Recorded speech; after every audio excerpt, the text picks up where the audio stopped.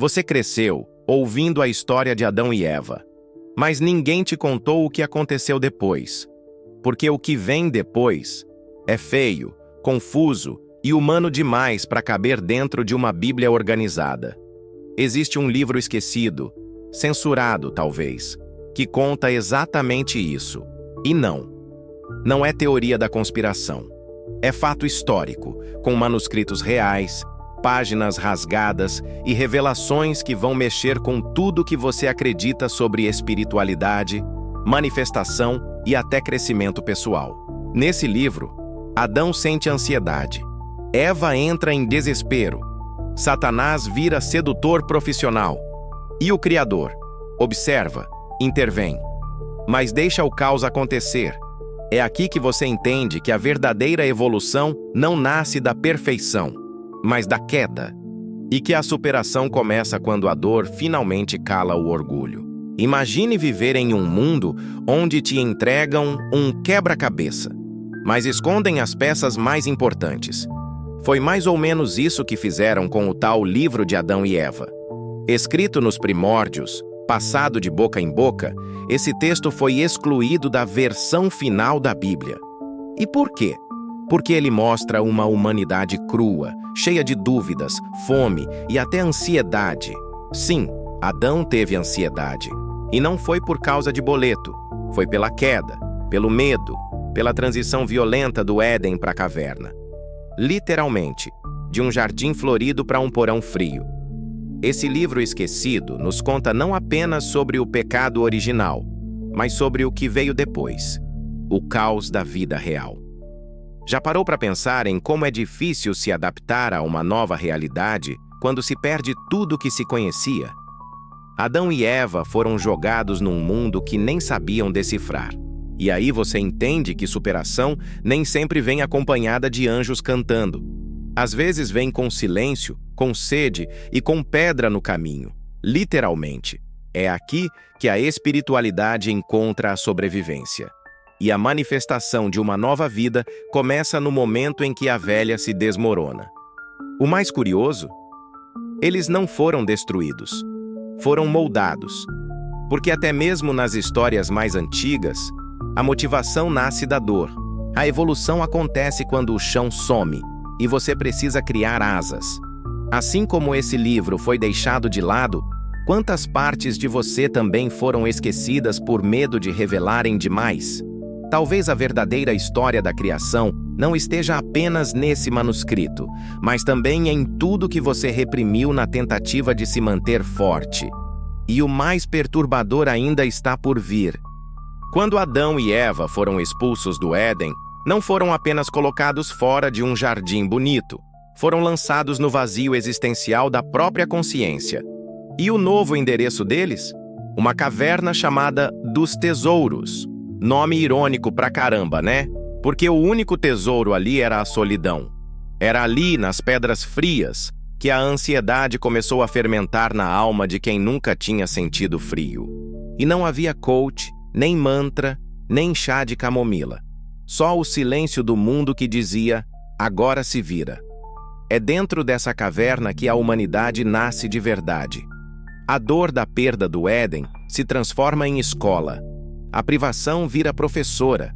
O crescimento pessoal nesse contexto não é escolha, é urgência. Imagina sentir fome pela primeira vez. Ou acordar sem saber se vai ter abrigo à noite. Adão sentiu tudo isso, e Eva também.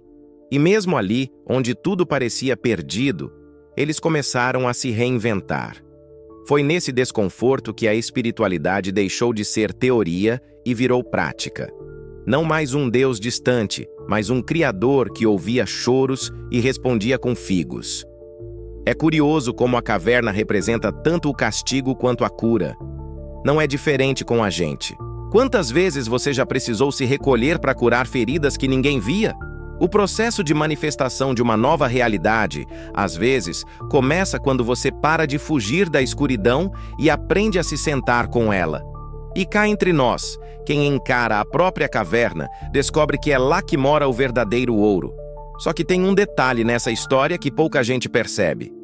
Enquanto Adão e Eva tentavam reconstruir alguma paz na caverna, Satanás seguia em turnê. E ele não veio com chifres e tridente não, viu?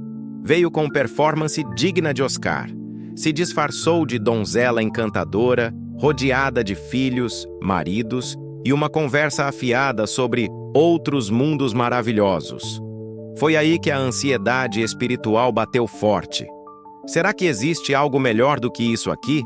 Será que o Criador escondeu de nós uma verdade ainda maior? Adão não perguntou em voz alta, mas sentiu. E quando o encantamento surge, a dúvida entra pela porta da alma. Essa cena não é só teatral, é simbólica. Quantas vezes na vida a tentação vem camuflada de oportunidade?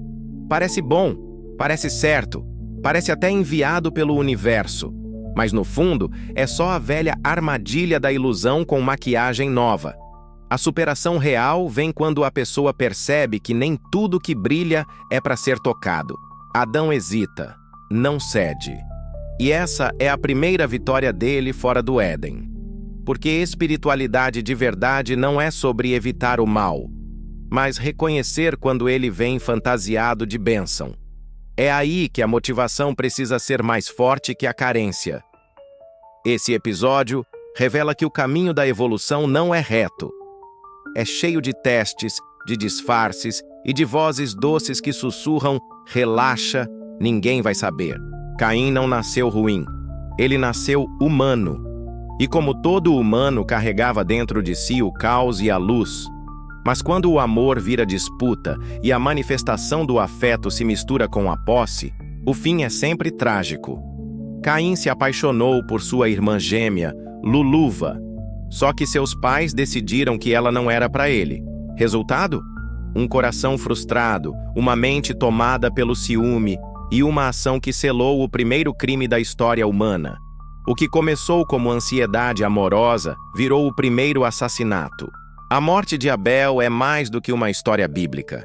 É o retrato cru da nossa incapacidade de lidar com o não. Quantas vezes a gente destrói algo ou alguém só porque não consegue aceitar que as coisas não saíram do nosso jeito? Caim representa a queda interna que todos enfrentamos quando não sabemos lidar com frustrações. O crescimento pessoal, nesse caso, não é apenas aprender a ganhar. É aprender a perder. E mais, perder com honra. Superação de verdade é quando você não deixa que a dor te torne igual ao mal que te feriu. A espiritualidade aqui entra como alerta. O mal não é algo fora. Ele brota quando a gente alimenta mágoas, ego e competição. E a evolução só acontece quando a gente para de apontar o dedo e começa a olhar para o que está fermentando dentro da gente. Caim matou Abel, sim. Mas antes disso, matou sua própria inocência. E o peso disso ecoaria por gerações, levando inclusive à corrupção de uma linhagem inteira.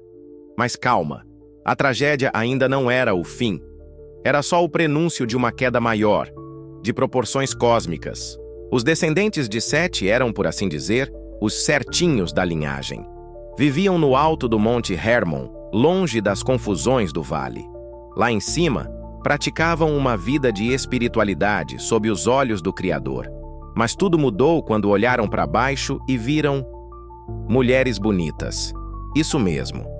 As filhas de Caim seduziram os filhos de Deus com beleza, música e promessas de uma vida mais divertida. Parece familiar, né? Aquela ansiedade por uma vida mais leve pode, se não for bem guiada, te jogar ladeira abaixo. Foi nesse cenário que surgiram os Nefilim, seres híbridos, frutos de uniões proibidas, símbolo da manifestação do desequilíbrio.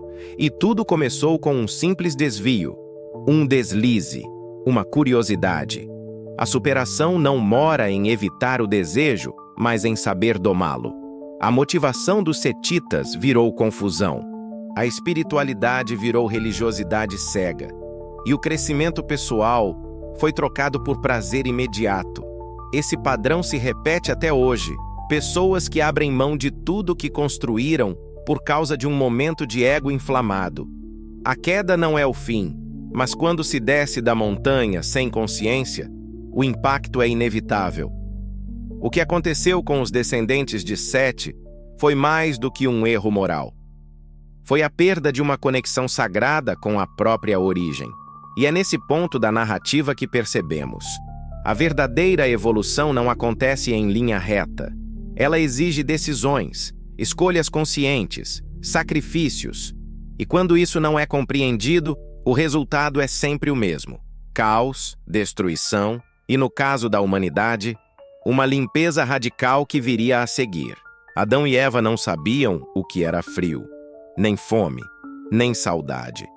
Até que saíram do Éden e tudo isso caiu de uma vez. A ansiedade bateu forte, o corpo enfraqueceu, a pele rachou, a mente ficou confusa.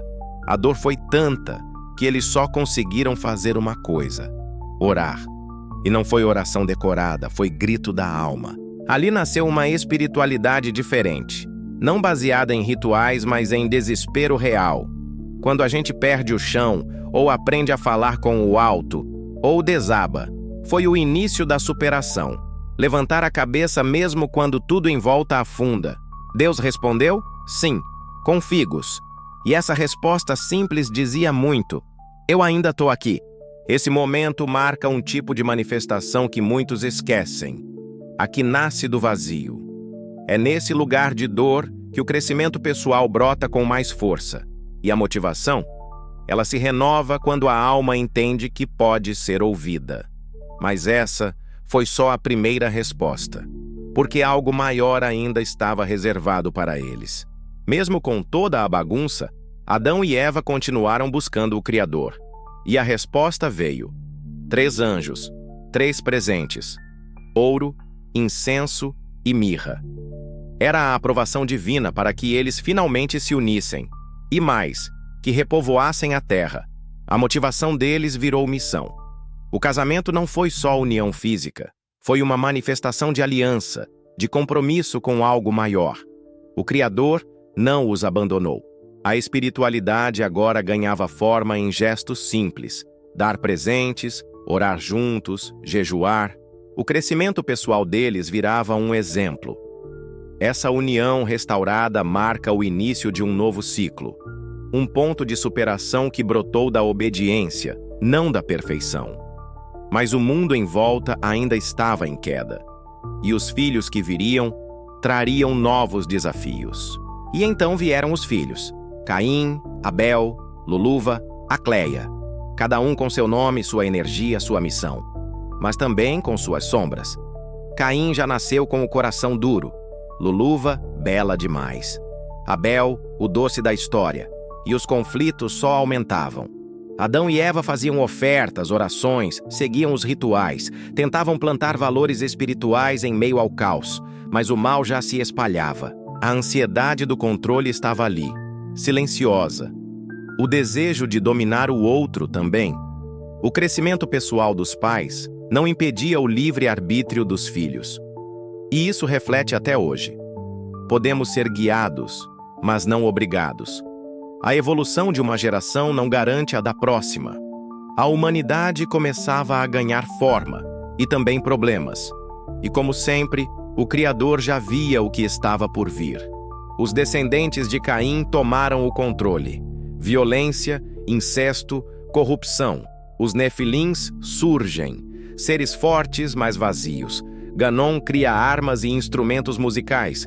Ironicamente, arte e guerra na mesma mão. E o vale se transforma em um palco de caos.